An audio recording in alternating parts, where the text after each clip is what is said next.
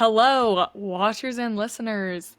Welcome back to another episode of What We Watch with your co-hosts, myself, Natalie Brinkerhoff, and Garrett Christopherson. woo! Yeah. We are back this week with our first ever audience pick. Big stuff. We watched the movie Bad Times at the El Royale, and it was bad times. Wouldn't you agree, Garrett? Probably, I would say like horrible times at the El Royale. That is putting it lightly. Uh huh. Also, we are in different spaces again because I am at my parents' house because I'm currently living here for a month in between moves, and Garrett is in his new apartment. hmm What? So get used to, well, at least this location Not for a my little bit. location. Yeah, Natalie's location will probably I'm in my change. childhood bedroom that says Dare to Dream in the background, an N Dare to for dream. Natalie, and the Empire State Building. And Thank you. if you're listening, instead of watching, then maybe just pop over to YouTube and take a look if you want. Thank you for clarifying that the N was for Natalie. I was like, what could the It's a N little stand for? confusing. Could Yeah. be many things. But yay, it's been a minute. Sorry that we've kind of been off schedule, but we are excited to be back. hmm And we are gonna kickstart, unless Garrett has something else to say, we're gonna kickstart with some fun questions. Sweet. Let's just jump in. Okay, before we get into like the description and everything, we're just gonna, or should we do Wait. description first? Wait. What? Natalie, what have you been watching? Oh, great catch. hmm Honestly, hasn't changed that much since last week. I wait every week for 7 days for the episode of Summer I Turn Pretty to come out. I stay up till 1 a.m. on Tuesday nights and watch it with hmm with your sister. But I did watch Sinners last night, which was fun. Second time I watched it. It was a little bit more goofy the second time around when you think about it, because I think the first time I was so entranced by it, like I was like, oh my gosh, what's happening? And then upon second hmm watch, I was like, this movie's just kind of goofy. So, but I liked it. It was good. Is I've watched a lot recently the past couple days of the past week or so. I can't remember if I talked about this before. I watched Spider-Man because I'm doing a Marvel rewatch. Watched Spider-Man Far From Home. Don't like that Classic. movie. Don't like that movie at Far all, From really. Home? Far From Home, Is the that the second one. second one? hmm Not the biggest fan of Far From Home. I've tried to give it the benefit of the doubt, especially this last one. I really like Mysterio, but I just think it's just like too goofy. So do you like what's the first one called? Homecoming. I do like You Homecoming. like Homecoming more? Yeah, definitely. I think Homecoming is far more of a like inherently Spider-Man story, whereas Far From Home isn't. I feel like you could replace pretty much any Marvel hero in that story, and it wouldn't change a whole lot. And I understand like why they wanted to make it super like fun and lighthearted because we just had Endgame. So it was treated almost as like the palate cleanser of like, okay, we just had our emotional turmoil movie. Now have this fun, wacky Spider-Man movie. But like that's not really what Spider-Man is. He's not like the first layer of Spider-Man is comedic, but it's because it hides like all the drama that's really there. Mm-hmm. And there's just really not that much emotional weight to Far From Home, I don't think. But then right after that, the next day, I think I watched No Way Home, which is fantastic. I hadn't seen it in like Fave. a year. So good. Like unbelievably good. Like I'm Pretty still shocked that it like they pulled it off that well. Pretty sure I watched that movie in theaters over 10 times. Jeez, I'm not even kidding. that's crazy. Like, we I went just so many times. I just watched And then when they Superman for the fifth re-released time. it, hmm we went back and watched it in theaters again with like the extended version. That's crazy. Including that. Like, we literally went so many times. Hmm Anytime somebody was like, "You want to go see that movie?" I was like, "Yep." That's awesome though. Like I said, I just watched Superman for the fifth time with my little brother who just got home from his mission. Shout out Logan loved Logan. it. He said he was speechless afterwards and was on the verge of tears the entire third act. So he liked it. I think Slay. it's safe to say he liked it. And then I rewatched Dune and Dune Part 2. Ooh, you've been up to a Phenomenal. lot of watching. I've watched a lot of stuff the past couple days. Um, Good times. I also watched the New Heights podcast with Taylor Swift. 2 hours, baby. I didn't know how long it was gonna be, and so I was waiting for like the release. So I was one of the live streamers of it. mhm. Literally was 2 hours. I was like, I have to go. Like, but it was good. Wait, so is that the Kelsey Brothers podcast that she just showed up on? Like she was there for? Like she was the guest? Yeah, she was a guest on the New Okay. Heights podcast with the Kelsey brothers, and that's where she released her new album. So it Dang. was actually pretty good. Like it was interesting to hear her because you don't really get to see her a lot of times in like that kind of setting where it's more casual, and she just a lot of her stuff is just like very performative and Hmm. calculated, and so it was cool. And I'm sure a lot of the podcast was performative and calculated, but for Taylor Swift, it felt very casual and like nice to see her just like chatting and Hmm. like talking about things in depth. So it was kind of cool. And then she released her new album. Not released, announced her new album. So Hmm. she was like, she Nice. said on it, she was like, I want to just be surprising people. Like, I hope that nobody would have ever guessed that I would announce my new album on a football podcast. Like, I just want to keep, surprising people. So, anyways, I it was funny. saw the like opening joke she did of like what was it? It was Oh, something where she like was I like, know. I know that men love to see me in their spaces of like sports and stuff, and she was like, yeah, That no, it was was so very funny. funny. That was Yeah, very she's funny. she's kind of funny sometimes, guys. Hmm. But anyways, Well, it sounds like we've been anything up else? to a lot. Yeah.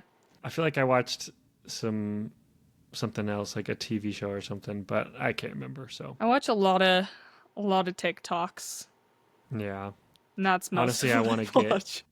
Honestly, I need to watch more movies and like shows and like actual like stories and not spend as much time as I do on TikTok. Yeah, same.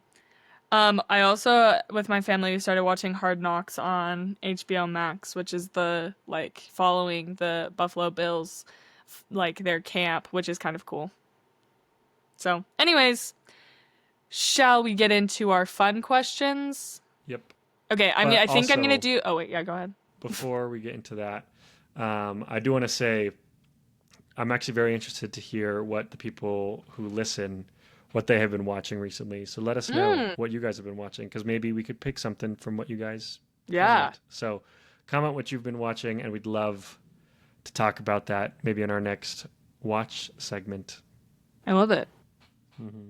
All right, well, I'll do the description first because that kind of goes into what the questions are about. But basically, this movie, to put it very lightly, is six Hmm. strangers and an employee at the El Royale, a hotel located along the California and Nevada border, whose personal secrets intersect on a fateful night in the late 1960s. So, that's what the story is about. And then some crazy stuff goes down. So, hopefully you've watched it and you know kind of what it's about and how crazy it really does get. But our fun questions are the first one. Imagine the El Royale existed in real life today. Oh, and these were submitted by my good father TJ. Our audience, since this is an audience-led episode, we're using audience questions. If the El Royale existed in real life today, which of your friends would absolutely end up in a situation like this and why? Do you have an answer or should I go first? You can go first. I think in real life, my sister Reese would end up at the El Royale. And if you know, you know.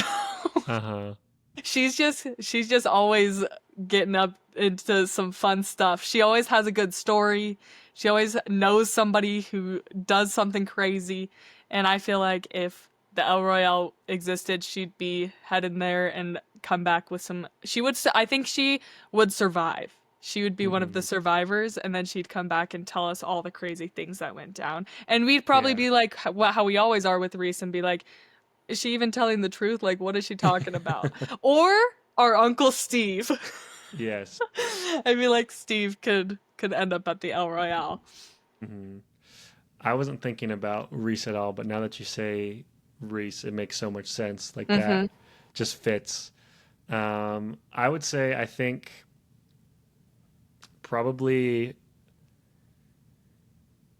I feel like our cousin Steve's son Tyler would end up there, not because like he purposefully went there. He would just happen to like his Stumble tire upon would it. pop or something, and then he has to spend the night somewhere, and like he's just Wait. stuck there. Like that just seems like a very Tyler thing, and he'd just be pissed off the whole Yeah, he time. would be really mad. He would definitely die. But Yeah. once you said that, my friend Jill would end up at the El Yes. Royale, not just because she always stumbles upon the craziest things, like, and the weirdest stuff happens to her. Like, she has so much lore. Like, Hmm. she'll just say something and we'll be like, wait, what? Like, what are you talking about? And she's like, yeah, that happened to me. And we're like, and especially with her travel stories, like, she has crazy travel stories. So I think Jill for sure would Yeah. end up at the El Royale. I feel Mm-hmm. like the El Royale is a very like the person who would I don't know if you know this term, but there's it's like a meme of dad lore where like you'll just be Mm-hmm. talking to your dad and then he'll drop some crazy thing that happened to him like years ago that And you've you're like, never heard. what? Yeah, like I was friends with like Michael Jordan. It's like, what are you talking? Like It's like, what? since when? And Yeah. also, like, yeah, dad lore is always the funniest, but yeah. So I feel like those who would find themselves at the El Royale would be those who are most susceptible or most like frequently encounter dad lore type Yeah, for situations. sure.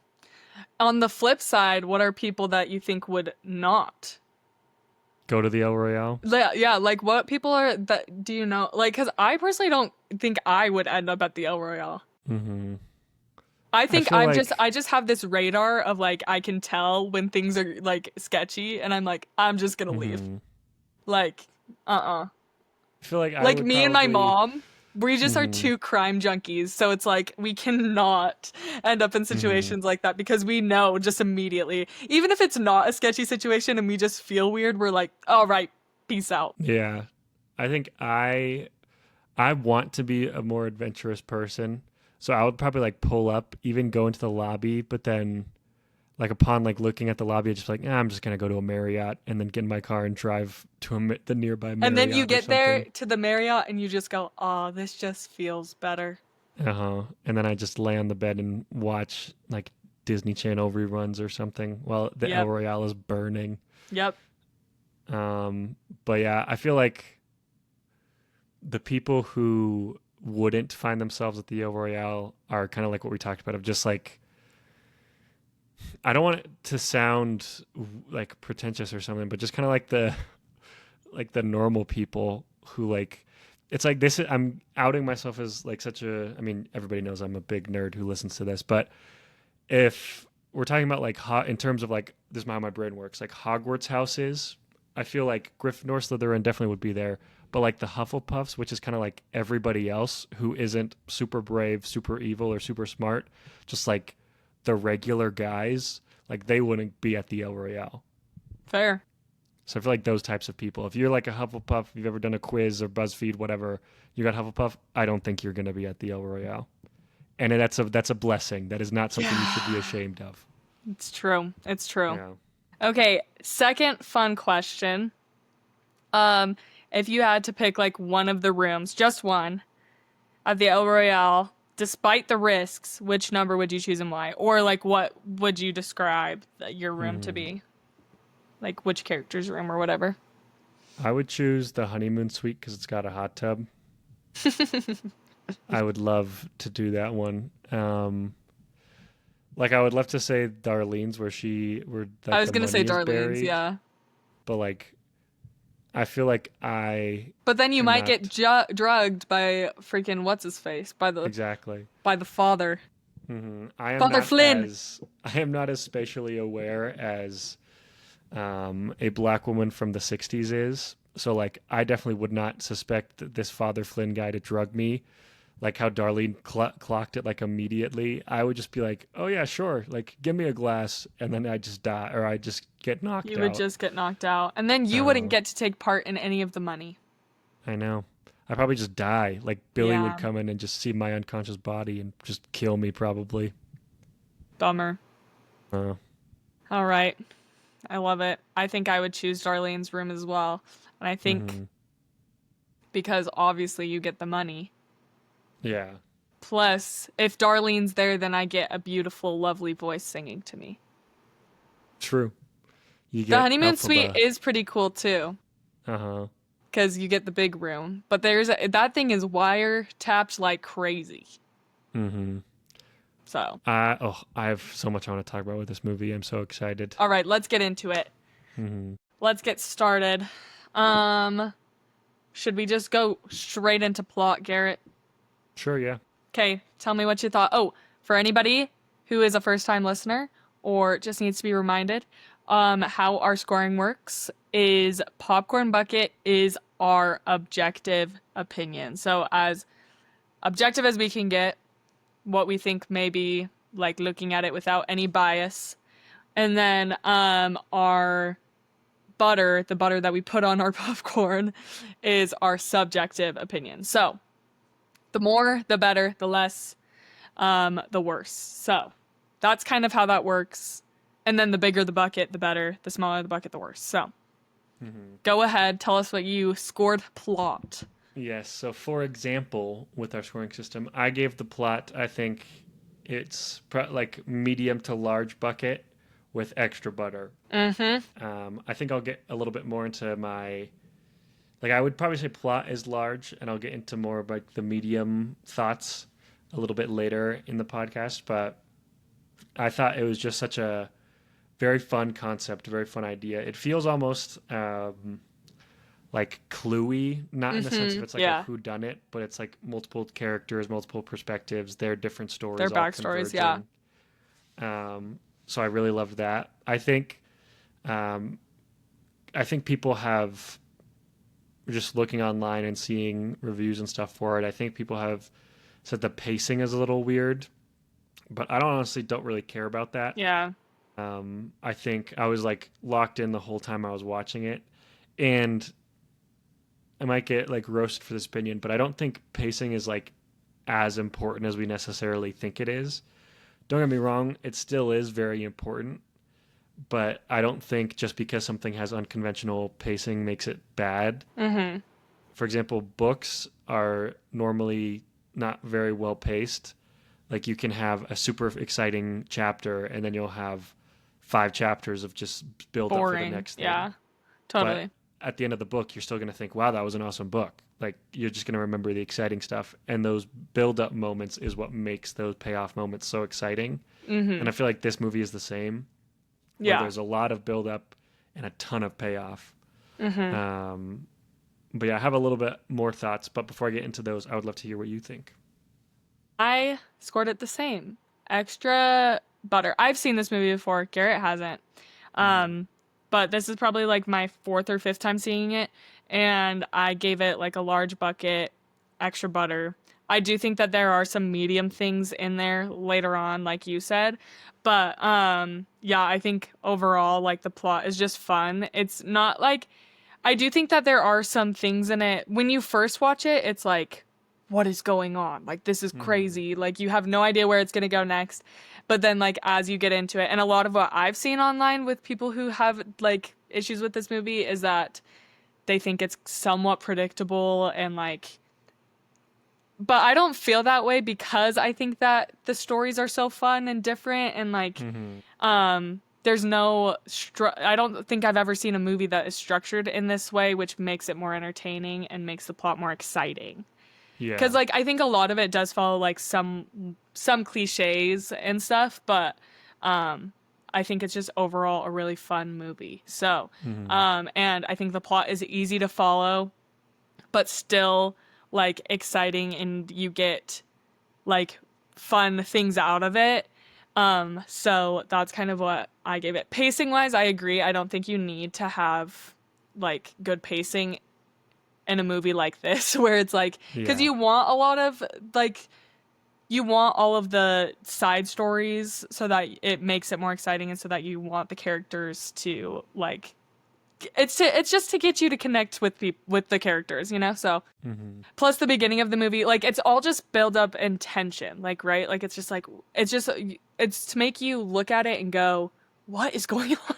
Yeah. And like, why, what is happening? Like, for example, well, my dad, so my dad was the first one to ever watch this movie in my family, and he watched it on an airplane. And the scene where Darlene figures out what Father Flynn is doing and then goes and smacks him upside the head is when his flight ended. And so his TV turned off, and that's like the point that he ended on in the movie. And then I think he was going on like a connecting flight. I might be getting the story wrong, but he was going on a connecting flight, and they didn't have that movie on on the plane, or like it didn't have a TV or something. And so he was thinking about it the entire like ever since he stopped it right at that point, because I'm like, imagine watching that movie and then it ending right And then there, it ends right there. and you're like, what the freak is going on? And so then he went home and was like, Julie, we have to watch this movie.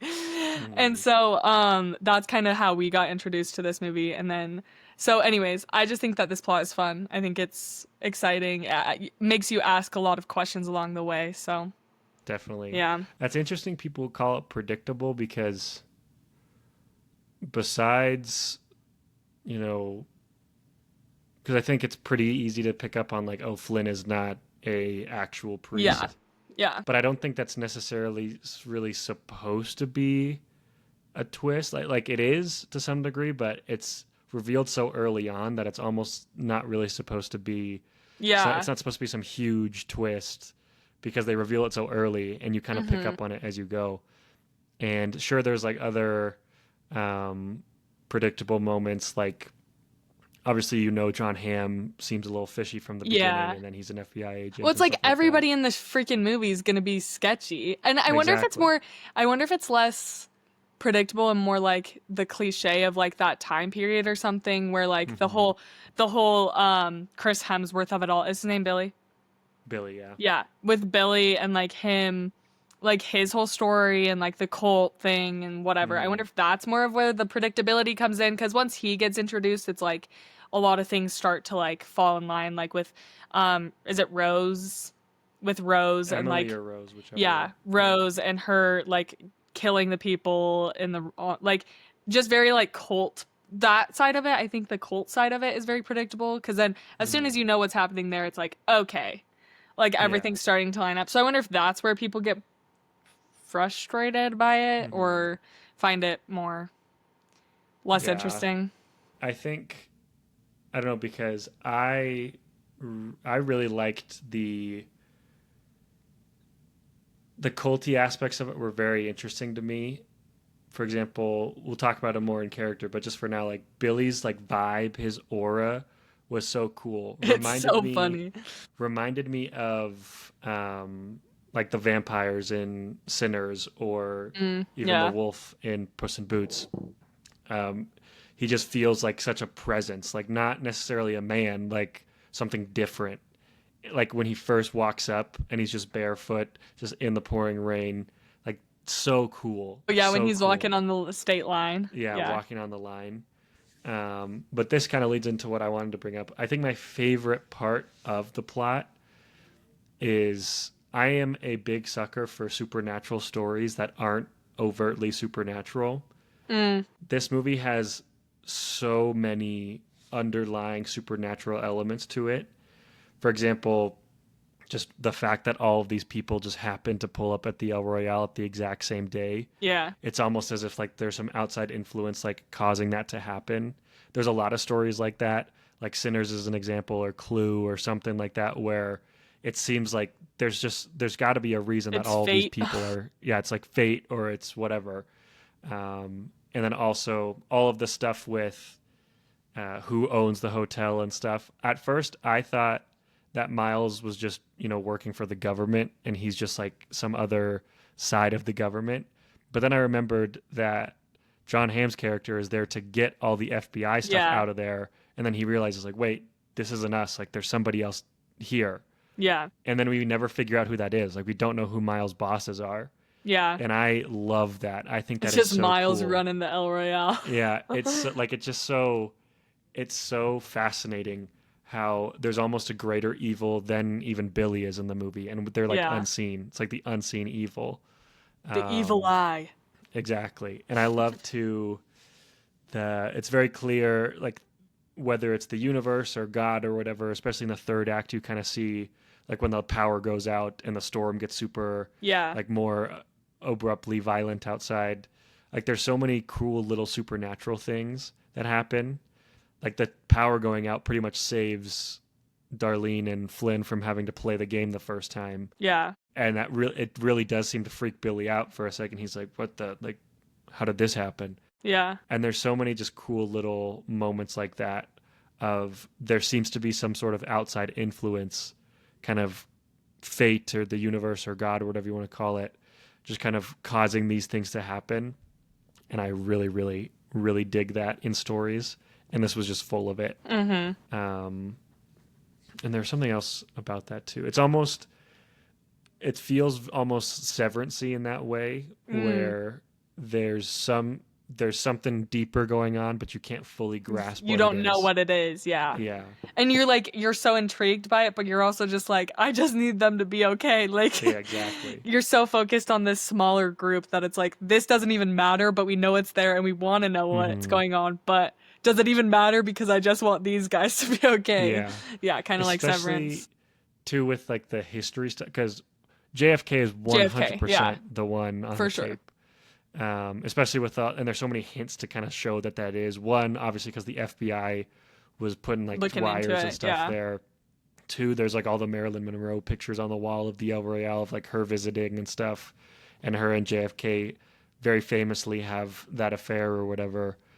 And there's just so many cool little details in this movie that I usually don't pick up on these types of things on the first watch, and I didn't even like look it up. When I did look up things, they kind of just confirmed what I had said or what I had thought, or they gave like other theories, which this was on IMDb, of how the El Royale can also be viewed as almost like a limbo for all of these characters. And the ones who escape are the ones who are able to like escape hell, and the ones who aren't are the ones who, I don't know, have to or go to hell or whatever. But even that's a little bit flawed. But Yeah, well, and I also think I was looking up symbolism after I watched it because there's a lot of like with the like I was curious about the state line and what like that was representing, and I can't remember exactly what it said online, but just that it's used so often, like that visual of just like the line. And then like was I think at the end when Miles dies, he's like on the line. on the Like he's line. not in like he's not in California, he's not in Nevada. He's just like right in the middle and things like that. And what like I'm sure that I need like I think looking into this movie even deeper would be cool because then I'm sure there's even more to it that adds to the story. And the like even just like the difference between Nevada and California and like the way that they look and everything. And yeah, Yeah. it's just kind of cool. There's I a lot saw of layers that to it. exactly. Like the way that I kind of viewed it was it's just like a crossroads, like everybody's coming to a crossroads point in their life, like literally like crossroads between California and Nevada. But online I saw kind of what you were saying of even some people were saying like, oh, one's supposed to be heaven, one's supposed to be hell, and it's kind of up to you to decide which one is which and stuff like that. But yeah, there's just a lot of, like you said, like layers to it, and the more you peel back, the more interesting I think the story gets. Whereas like Yeah. on the surface, it's already pretty interesting, but when you start to like think deeper on it, and for example, think about like, okay, who actually runs the hotel? What's with the storm getting more and more violent over the night? That seems to play a part in the story to some degree, Yeah. and that just whole aspect, it gets very interesting. Yeah, and that's why I think it makes the plot so good Mm-hmm. because you get all those little details. So Exactly. I love it. Okay, what's our next category? Is it character? Yes, ma'am. Okay.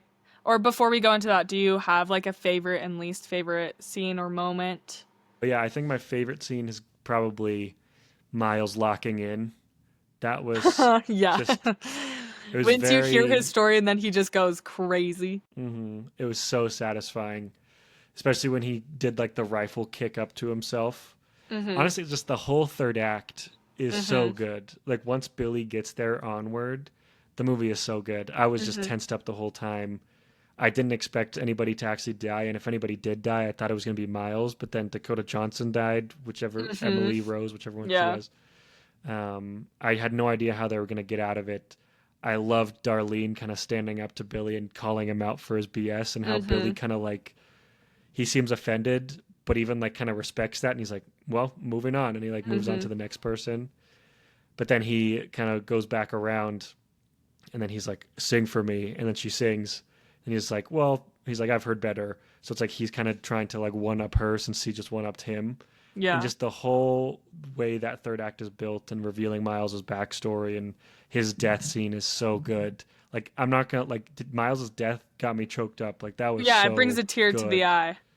Just with like Like his whole like he just wants to be know he's good. forgiven. Know he's saved, you know? And yeah, it's really good. And when he's like it's too late, and then Flynn is like it's never It's too never late. too late. I was I like, know it's so good. oh, it's I so good. know. But what about you? My favorite, I think about one of my favorite scenes is just Miles's death, just because it really does just give you like that kind of heartfelt moment just right at the end. And then I also really like, I remember like, you know, just when things just start to really go down when John Hamm goes into the Emily and Rose's room and then he dies Yeah. and then it starts playing all the different POVs of like of like Darlene's point of view of that, and then you get to see like Father Flynn and like Miles and Miles getting shot and all of that. Like I think just like the different like POVs of that. And then I also like when after Father Flynn and Darlene decide to like work together, I Mm. love when she's singing in the room and they're doing like the clapping while he's hammering the floor. Oh yeah, that It's seems so so good. cool because it's just Uh-huh. like it's so simple, but it's Mm. like they know that they're being watched now, and so they're like, okay, how are we gonna make this work? And Darlene's just like the perfect decoy with Mm. her practicing her singing. And then yeah, so I those are three scenes that stand out to me. I also just think that the whole camera work of it is so cool, which we can talk about in aesthetic, but Mm. cool. Kate, any least favorite scenes that you want to talk about? I don't think I had anything that I would necessarily change. Yeah, I don't think I necessarily change anything. I didn't like. I would probably keep John Hamm in the movie a little bit longer. Yeah, how Um, early he gets out. yeah, Yeah. I just love John Hamm. I think he's a great actor. Mhm. But two, he was like the he's probably like the only besides maybe Darlene. He's probably like the only like good quote unquote guy Yeah. there. He was Um, really holding it down together for a little bit, but he mhm, really shouldn't have it. That was his own fault. He shouldn't have gone mhm. and tried to And that's figure out what's like going on. that was something that I did read too. Is every time it was one or the other, where every time he would cross the state line, he would like step over it, Mm. except when he decided to go save Oh, I've never noticed that. who he thought was a kidnapped girl, he like stepped on the line, or it's vice versa, where he Yeah. always stepped on the line and then he stepped over the line. But it's so sad because him breaking his orders to like save somebody who he thought was innocent is like what killed him, and it's like, oh, that's so good, like that's so sad but so good. I just Yeah. wish he was in it for a little bit longer. Yeah. Probably could have helped out with the bad times. Definitely. Um, okay, character overall score, what are you giving it? I think objectively our bucket, I probably would give it a medium bucket, Mm-hmm. but with extra butter. Mm-hmm. Yeah, like I really like all these characters, specifically the standouts being who we've already talked about, kind of just the ending bunch Mm-hmm. with Billy, Flynn, Darlene, and Miles. I think Mm-hmm. they're all Miles fantastic. the goat. Literally. Also, if I had a nickel for every time Jeff Bridges played a character named Flynn, I'd Flynn have two nickels, which isn't a isn't a lot, lot, but weird but that it happened twice. I really liked all of them. Even still, with that, I do wish we got a little bit more time with them. I think the only totally. one that I was fully satisfied with, that was like, yeah, that was an appropriate amount of time, was Billy. Yeah. Because I think he's a character where if you spent too much time with him, he'd kind of lose his aura. Yeah. Whereas since he has such little screen time, he's like that much more of a presence and that much more kind of exciting.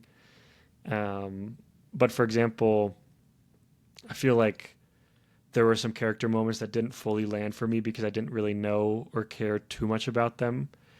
Like again, John Hamm's character, I don't even know his name. I just call him John John Hamm.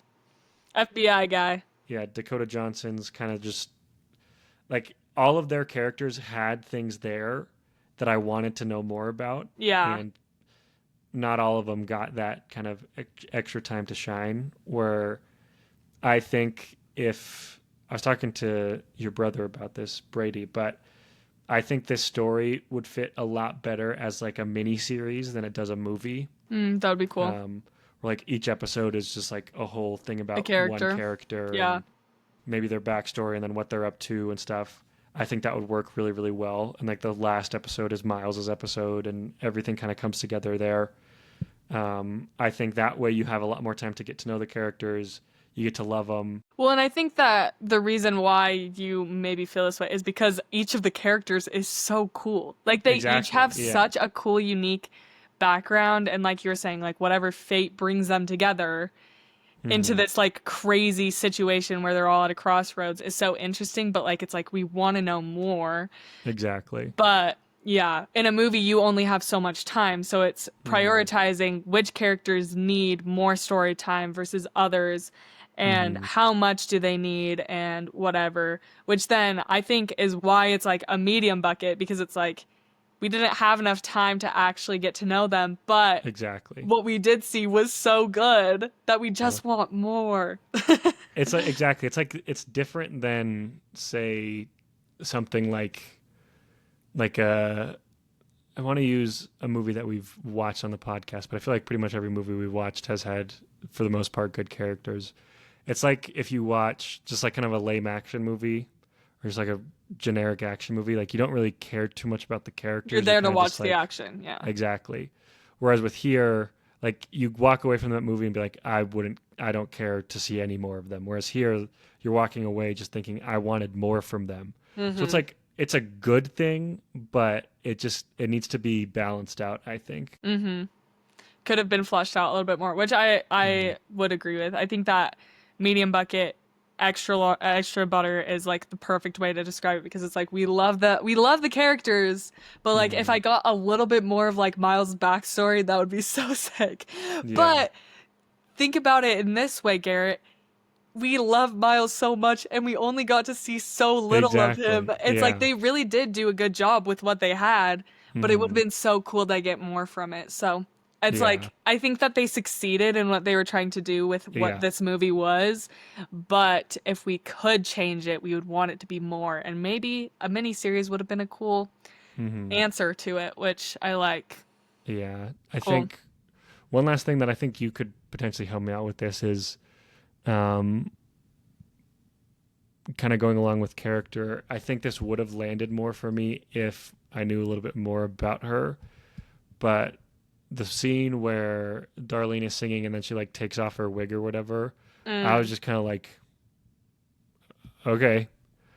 I didn't really get what was going on there. Whereas I looked it up, and on IMDb, people were saying like, oh, that's the moment where she finally starts like fighting for herself. But it's Yeah. like, what? She was Well, I fighting wonder- for herself the whole movie. Yeah, I understand I think that because of her, what I would interpret it as is like, since she's always had like this is what I would think.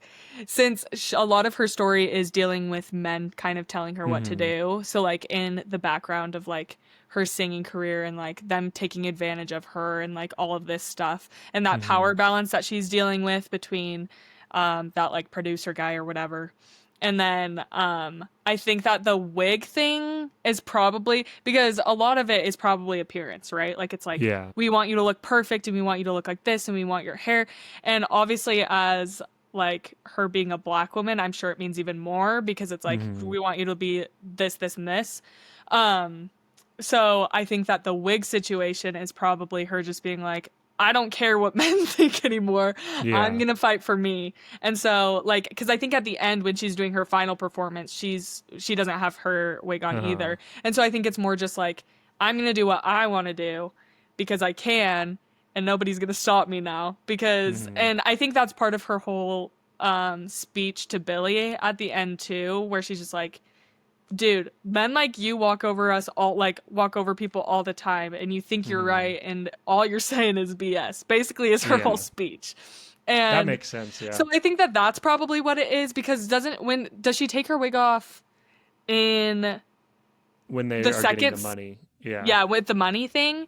I think that's probably because she's like, hey, like, I figured out a way for me to win in this situation. Like, I didn't let Flynn walk all over me in this. Like, I'm getting what I want or something like that. I don't know. That would probably be what I would guess. Yeah, I think If you want to look into it, but yeah, I think you're right on the money. That makes a lot of sense. And again, I think it would it would hit harder if we had more time with her, but now that you exactly. explain it, I do totally understand it, because then, like you said, that I feel like that scene and then her standing up to Billy are very connected, and Yeah. that makes a lot more sense. Yeah, and that would just be because I think looking at her story as a whole, that would probably be the most reasonable answer for the wig thing. And I'm sure it means a Definitely. lot more if I mean, like, maybe since I'm a woman, I understand that situation a little bit more, but I bet if you Hmm. were also a black woman in the late 60s, You it would would definitely probably be get it. even Yeah. more understood. So, I don't know. That's just what I Hmm. would guess. Maybe that's Yeah. completely wrong. But hey, art is to be interpreted. Uh-huh. So, Yeah, maybe she was just like, this is uncomfortable. maybe she was just like, Yeah. hey, I just need a break from this wig and I'm gonna put it Uh-huh. back on. But that kind of reminds me, last thing I want to say about character is, what a stacked cast. Dude, Like, what an seriously, were you just insane shocked? Every single cast. person, it's like, oh, Exactly. Like, even like at the time it was already pretty stacked, but but in hindsight now, it's even yeah, more. Like totally. Lewis Lewis Pullman Pullman, obviously as Miles, Cynthia totally. Erivo as Darlene, Yes, and Kaylee Spaney as Emily or Rose, whichever one. Like, yes, those are three huge yeah, actors now. yeah, because she was Priscilla, right? Uh-huh. And she was in Yeah, that new, she was like the lead in the new Alien movie from last year, and yeah. Like she's in a ton of stuff. everybody that wasn't already huge at the time is even more Is now huge now. huge. So it's kind of crazy. Hey, must mean it's a good movie or Um, something. and then I did see a fun fact. Tom Holland was originally considered to play Miles's Which part. makes sense. Those are That kind of like same person, Yeah. different or same font, different person. Yeah, same person, different font. It was funny because I saw on Letterbox, because this movie came out in 2018. I think that was like right around when Letterbox started. So a Mm. lot of the top reviews are like the early reviews, and a lot of them are like, "You're telling me this guy isn't just Tom Holland?" Because Lewis Pullman wasn't really known at the Look at you time. now, Lewis Pullman. Hmm. Look at Bob. Look at Bobby. Bob. Bob Uh-huh. times two. Another Bob. two nickels. Yeah. But I do think he was probably. I would definitely cast him over Tom Holland. Thinking about it more, because Yeah. I do think I need to see Tom Holland in a more dramatic and intense He was in role. like a movie called Cherry or something. But even then, like, I haven't actually seen the movie, but just like trailers and stuff, I look at it, it's like, he's got too much of a baby face. Like, I can't take him Yeah. seriously. Whereas Well, like I Lewis guess Pullman, we'll get the Odyssey. it's true. We'll get Odyssey, we'll get Spider-Man 4, which will be a little bit more intense. Maybe more dark. But yeah. Anyways, let's move on. Love it. Okay. Going into aesthetic, which for me personally might be my favorite part. I just love Hmm. when a movie just has a vibe. And I think that I have recognized that more since doing this podcast, but the other day I was watching Hercules and I Hmm. was just like, dude, stylistically, like this movie is sick. So good. It's so Yeah. different, like the animation anyways. But I think that this movie being a live action movie stylistically is so cool. Like the Hmm. lighting, the choices to have like the title cards in between the stories, to talk about like which room you're going to and like what part of the story we're gonna follow next.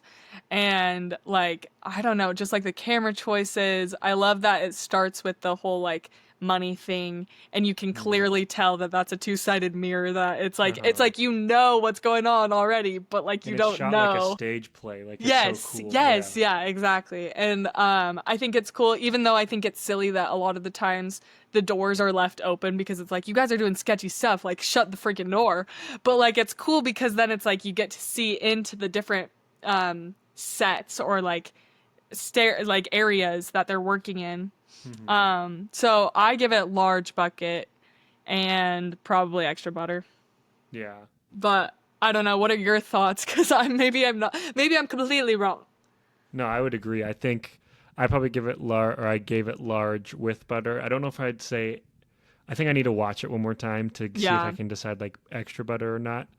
But this movie is full of long takes or one takes, Mm-hmm. and I love those. I'm a really big sucker for long takes because if with long like when a movie isn't edited quickly, when it's just a longer take, you're kind of like to get into the film nerd side of it. Tell me.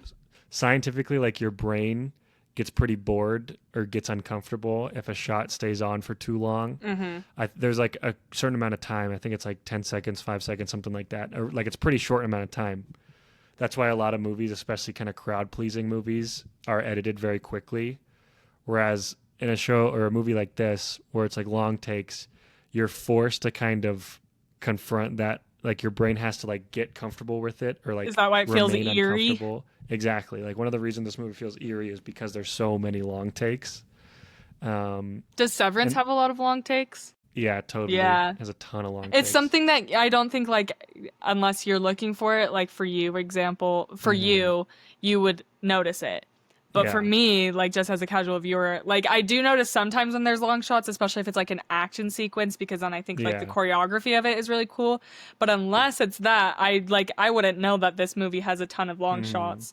Exactly. So but now that you explain that, it makes sense. And especially Hmm. like in connection with Severance, because I never even noticed that. But now I'm Hmm. like, yeah, that's probably why I feel so uncomfortable watching Severance most of the Exactly. time. Like there's a good quote. I can't remember from what YouTuber, but there's a good quote that a YouTuber says where it's like you probably didn't notice it, but your brain did. Yeah. Where just because you aren't consciously aware of it doesn't mean that unconsciously your brain is like, oh, I don't like this. Like, why is Yeah. this? Why am I still forced to look at this?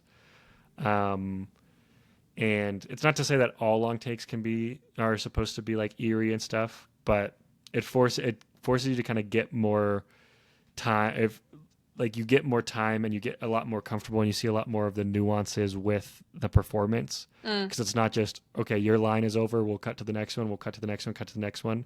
No, let's stay on it and see like your reactions to the next line and stuff like that. So you get a lot more of the performance out of the actor, which I really enjoy. But this movie is written and directed by Drew Goddard, who is of Netflix Daredevil fame, who that's like my favorite show. And he does a lot of one takes in that show too. Mm. And so I don't know, I'm just a huge Wonder fan, and this movie is full of them. Love it. And this movie was also shot on film, like Mm. 70s style Yeah. film. That's why it looks so like fuzzy and 70s because it's supposed to be. And I think that's really cool. Which I enjoy. Hmm. Love it. Like you said, the vibe. The vibe, the style, the costuming, like all of it is just cool. I love it. Hmm.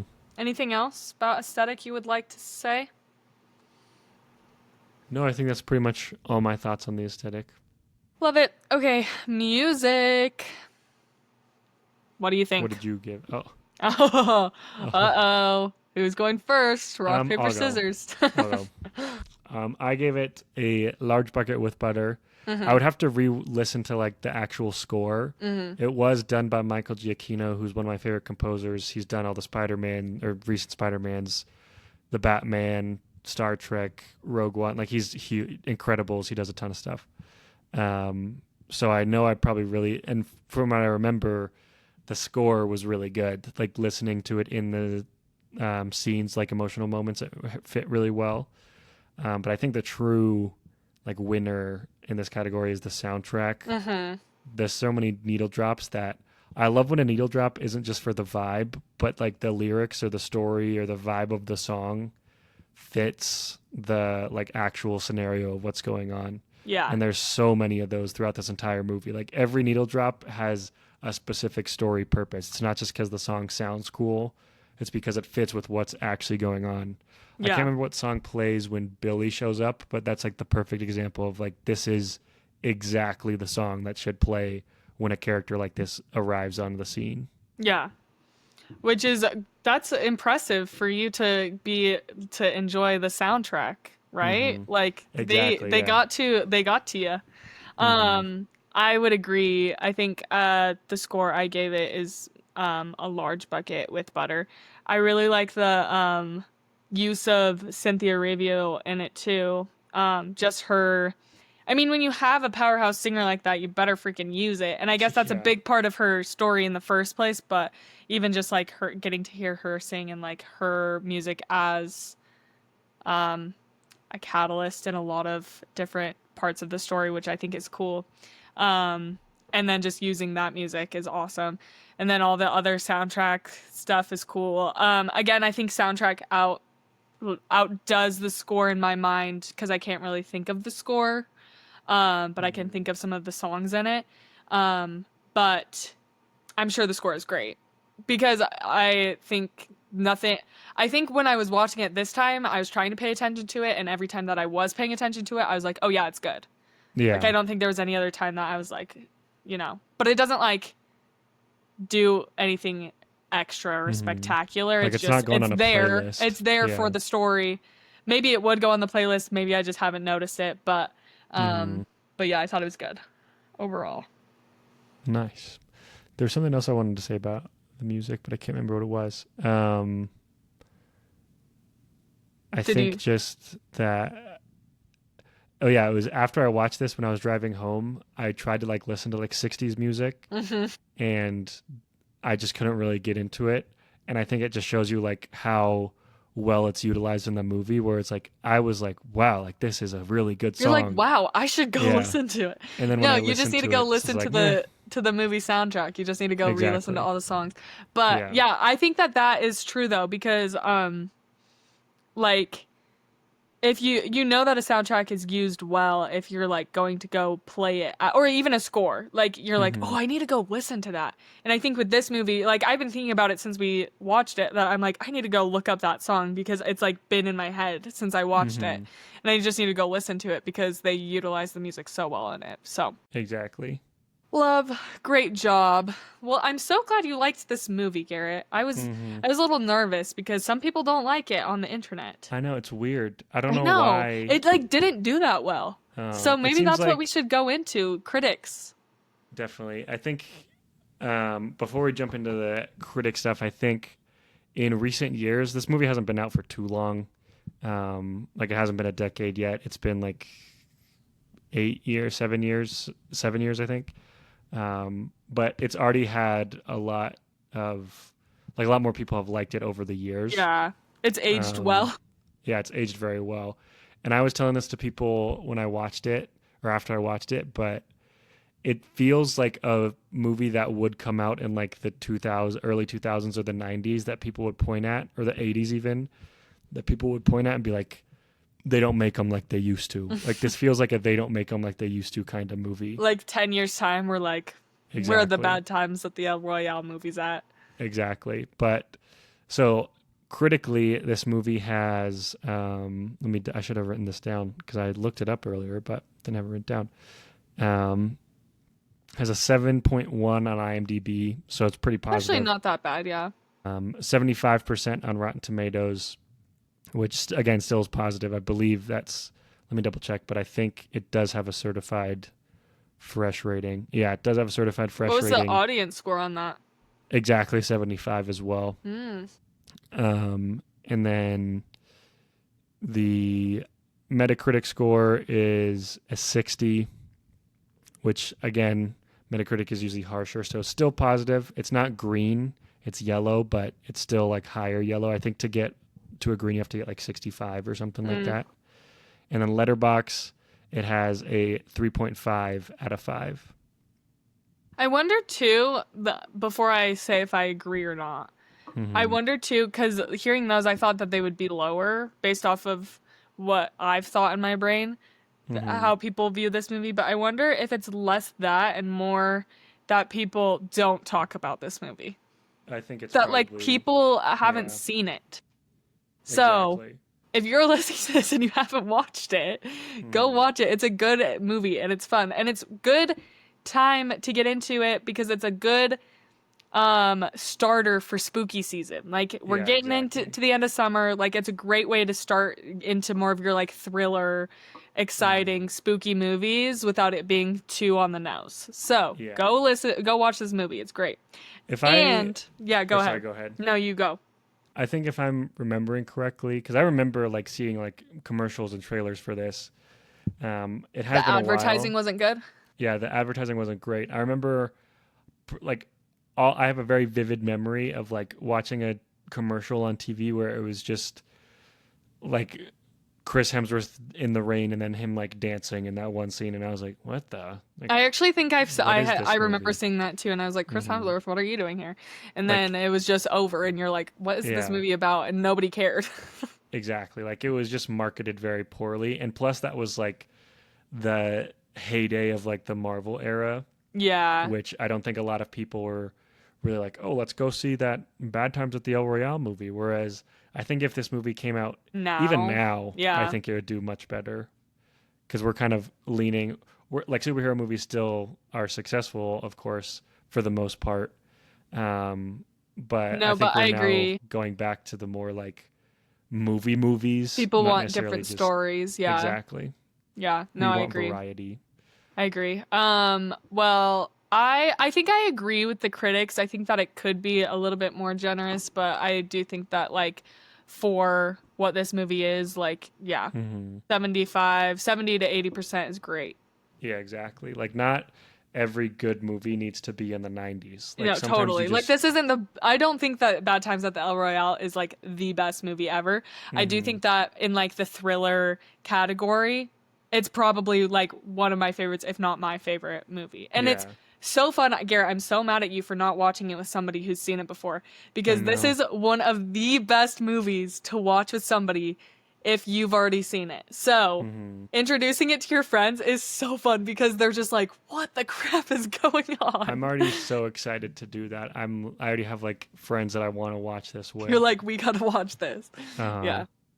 um yeah, I think you don't just to kind of get to overall thoughts, I think I'd probably give it like medium to large bucket, probably large bucket with extra butter or just with yeah, with extra butter. I'll give it extra butter cuz I really dug this. Yeah. But yeah, you don't. A movie doesn't have to be a masterpiece to be good. Yeah. I think it can just It can just be be a fun. movie. Yeah, Yeah. it's got to be a movie. Like not every movie has to emotionally move you and be a huge master. Like I think these days we kind of think that is the case. Like a lot of audiences think that it has to be like a masterpiece or it's awful.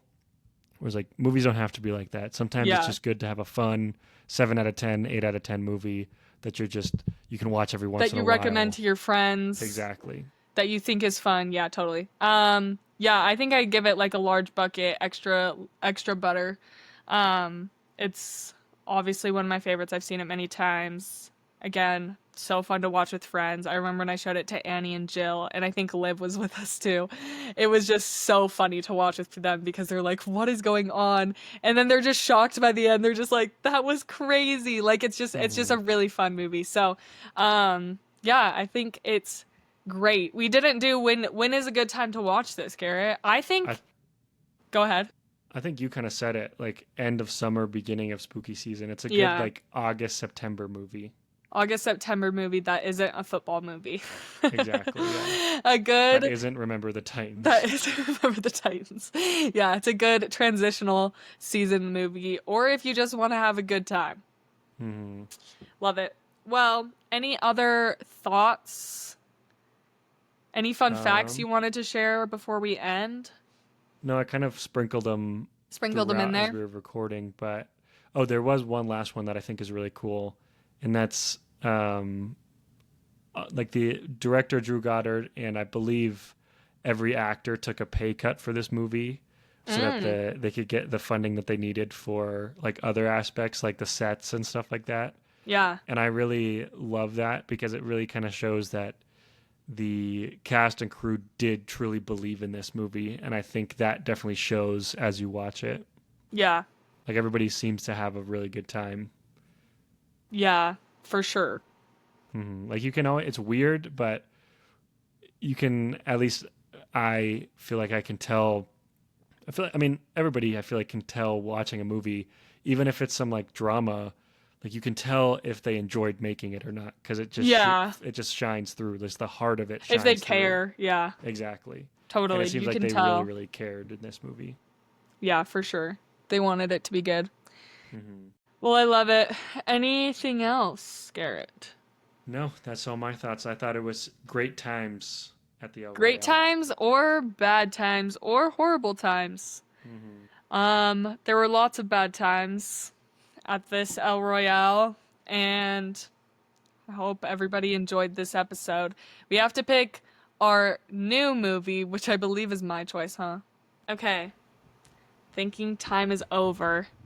And I have a movie. We are going to watch Enchanted. Nice. I think it's a good mix up for what we've been watching. Kind of Uh, musical-esque, kind of rom-com, fantasy, has it all. I mhm. think it'll be a fun one. Maybe a good palate cleanser for us.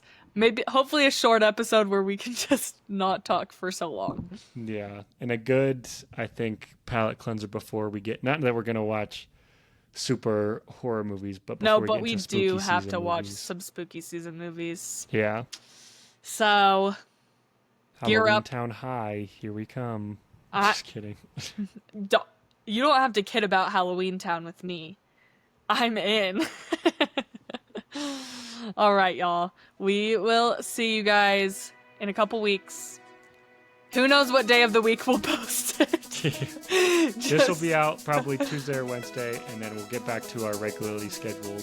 Programming. Once summer ends, we'll get back to the Yes, regular we'll go back schedule. to every other Tuesday for you guys. So thanks for sticking around with us, and we will see ya next time.